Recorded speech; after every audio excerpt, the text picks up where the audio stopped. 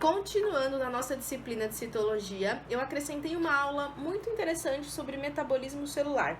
Vocês vão ver provavelmente um pouquinho mais sobre isso mais a fundo quando vocês estiverem em nutrição, mas eu acho importante colocar para a gente fechar a parte da nossa química da vida, né? O que acontece no nosso corpo? O que é metabolismo? O que é homeostase? Como que a gente faz para manter, né? Então vamos lá, vamos começar a nossa aula de metabolismo celular. O que é metabolismo? Conjunto de transformações químicas das substâncias químicas no interior dos organismos vivos, tá? Então é o conjunto de transformação dos nossos componentes químicos. Que componentes químicos são esses? Os que a gente consome na nossa alimentação e que compõem as nossas células, carboidratos, lipídios, proteínas, né? Então é o processo de síntese e degradação dos nutrientes na célula, permitindo o crescimento e reprodução das células, mantendo as suas estruturas e adequando respostas aos seus ambientes. Então, para que serve, né, esse metabolismo? Para que serve essa síntese e degradação dos nutrientes? Justamente para a célula poder realizar suas funções, se desenvolver, realizar a divisão, igual a gente viu na aula anterior, né? Que a gente viu o núcleo, a gente viu um pouquinho de mitose, meiose. Então, é para isso que serve esses nutrientes, tá? E as vias metabólicas são as sequências de reações em que o produto de uma reação é utilizado como reagente na reação seguinte. Quem que participa das vias metabólicas? Acelerando as reações, catabolizando as reações? As enzimas, né? Que catalisam os diferentes passos, agindo de forma concreta, né, concertada, de modo a não interromper o fluxo dessas vias. Então, a gente tem vias metabólicas, são processos, como se fosse uma estrada, né? A gente vai para um lado, vai para o outro, uma hora acelera, outra hora diminui. As enzimas participam acelerando esse processo. Então, o processo da via metabólica, que muitas vezes poderiam demorar dias, às vezes acabam que em uma hora já se resolvem por causa das enzimas. Por isso que a gente tem elas no nosso corpo. E aqui a gente tem dois grupos de metabolismo. A gente tem um anabolismo e a gente tem um catabolismo. Quando a gente está falando de anabolismo, a gente está falando de síntese. Lembrando que síntese é produção, tá? Síntese, formação. Então, o que acontece no anabolismo? Reações químicas que produzem nova matéria orgânica nos seres vivos, novos compostos a partir de moléculas simples. Então, anabolismo, produção, síntese. Já o catabolismo é o contrário, são reação de decomposição, degradação de um certo constituinte, né? Então, reações químicas que produzem grandes quantidades de energia, ATP, que vou falar um pouquinho dele mais à frente, ATP, nossa molécula de energia. Lembrando, quem produz o ATP, onde o ATP é produzido dentro das nossas células? Na mitocôndria, né? Que produz a energia. E no catabolismo a gente tem a decomposição ou degradação das moléculas mais complexas, matéria orgânica. Então, enquanto que o anabolismo, síntese, catabolismo, decomposição. Então, aqui a gente tem uma balança, né? Ingestão e gasto, tá? Então, o catabolismo supera o anabolismo. O organismo perde massa, períodos de jejum ou doença. Então, catabolismo, lembrando, degradação. Aqui, esse lado da balança vai estar mais pesado. A gente vai estar decompondo mais do que ingerindo. Que situações que isso pode acontecer? Não só no caso de perder massa, então quando a pessoa ela tá acamada, ela não tá doente, ela não tá consumindo os nutrientes necessários, né? Então, períodos de jejum, pessoas que fazem dietas catabólicas, né? Aquelas dietas que a pessoa ela não consome certo nutriente, então ela vai ter realmente uma perda de massa, né? O gasto vai ser maior que a ingestão.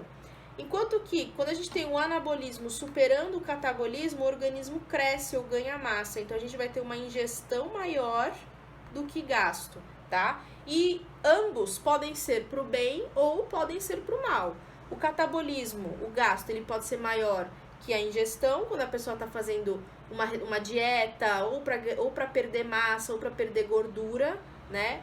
Ou quando ela está consumindo mais, né, do que ela tá gastando. Então, aqui pode ser também pro bem ou pro mal. Então, a pessoa ela pode estar consumindo mais do que o organismo dela necessita ou ela pode estar consumindo alguma coisa a mais para ganhar massa. Então, por exemplo, uma situação de academia, quem consome suplemento, quem faz suplementação para ganho de massa muscular. Nesse caso, é um anabolismo que a pessoa está crescendo, ganhando massa. Ou a gente pode estar só ganhando massa mesmo, massa de material lipídico, né, gordura. E o equilíbrio, a gente tem a homeostase, tá? Quando a gente tem a homeostase, a balança está equilibrada. Tudo aquilo que a gente consome, a gente gasta, tá? E quando a gente precisa, a gente consome. Então, a homeostase é isso, é o equilíbrio entre o anabolismo e o catabolismo. E olha o que a gente tem aqui, vias metabólicas, gente. Olha que coisa doida. Essa daqui são todas as vias metabólicas que acontecem no nosso corpo. E aí eu pergunto, a gente vai precisar saber todas elas? Não, porque são muitas vias metabólicas, né? Muitas coisas acontecem. Sabe onde está acontecendo tudo isso? Dentro da nossa célula, dentro das nossas células, né? Então, a gente tem aqui diversos processos que, ou para ganho de energia, ou para produção de ATP, né, que é o ganho de energia, ou para produzir síntese, degradação. Então, olha só, vias metabólicas. E tudo isso para gerar quem? Uma molécula, o ATP, a nossa molécula de energia, a nossa molécula de força, né? Então, a molécula de ATP é fundamental para a célula, pois fornece energia livre de que essas células necessitam para realizar suas atividades. Sendo assim, esta molécula é responsável por garantir a manutenção da homeostase celular, permitindo a realização dos diversos processos fundamentais para o seu funcionamento. Então, aqui a gente tem, né, uma pessoa ligando, desligando aqui, parou de produzir. Aí ele precisa, aí ele vai ligar, quer ver? Ligou e tá dando ATP para as outras células, né, ou para dentro da célula, então, o ATP. E aqui a gente tem o nosso cérebro consumindo o ATP, né? Então, as nossas reações também, quando a gente pensa, quando a gente está realizando um exercício físico, a gente também precisa de ATP, tá? Por isso que é importante a gente ter um trabalho mental também e não só um trabalho corporal. Aqui a gente tem, eu coloquei para vocês algumas imagens de algumas reações, só para vocês entenderem um pouquinho de alguns processos da via metabólica, né?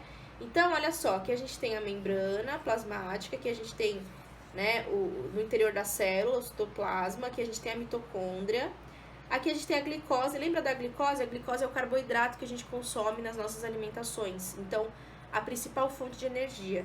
Essa glicose, quando a gente consome o amido, lembra o grandão, o polissacarídeo, ele vai se transformar em disacarídeo até se transformar no monossacarídeo, que no caso é a glicose.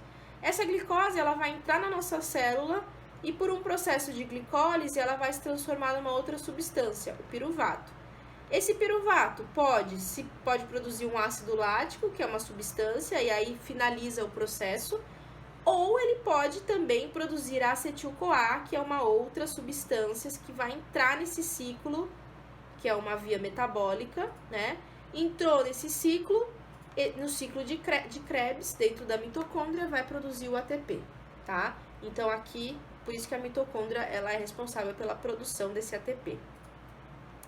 E aqui a gente tem uma outra situação, que é no caso de hormônios, né? Então, olha só, o alimento, quando a gente consome, vai aumentar a glicose na nossa corrente sanguínea.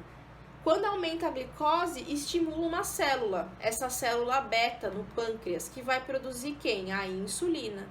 Essa insulina vai fazer com que o fígado absorva a glicose e armazene na forma de glicogênio. Então, essa glicose aqui que está na corrente sanguínea, ela vai ser armazenada no fígado, né? Só que aí também, quando a gente tem alta taxa de glicose, ela vai inibir essa célula alfa, tá? Vamos ver o que essa célula alfa faz. Quando a gente tem o processo contrário, então a gente já consumiu, a gente está horas sem se alimentar, vai ocorrer uma baixa de glicose na corrente sanguínea. Quando a gente tem glicose baixa no nosso sangue, vai estimular a célula alfa a produzir um outro hormônio, o glucagon, que vai fazer com que o fígado libere a glicose que estava armazenada lá naquela situação, tá? E o que vai acontecer quando a gente tem baixa glicose? Vai inibir essa outra célula beta no pâncreas, que aí não vai fazer o quê? Não vai produzir insulina. Então, a gente tem a insulina e o glucagon. Pessoas que têm diabetes, né, dependendo da diabetes tipo 1, a pessoa não produz insulina. Não produzindo insulina, ela vai ficar com alta taxa de glicose na corrente sanguínea. E daí vão vir os problemas de uma pessoa diabética, tá? Mas isso é assunto para um outro dia, ok? Isso aqui é só para vocês terem uma ideia de como acontecem as vias metabólicas. Bom, essa foi a aula de hoje sobre metabolismo, só uma pincelada, porque tem muita coisa para se falar sobre metabolismo, certo? Espero que vocês tenham entendido.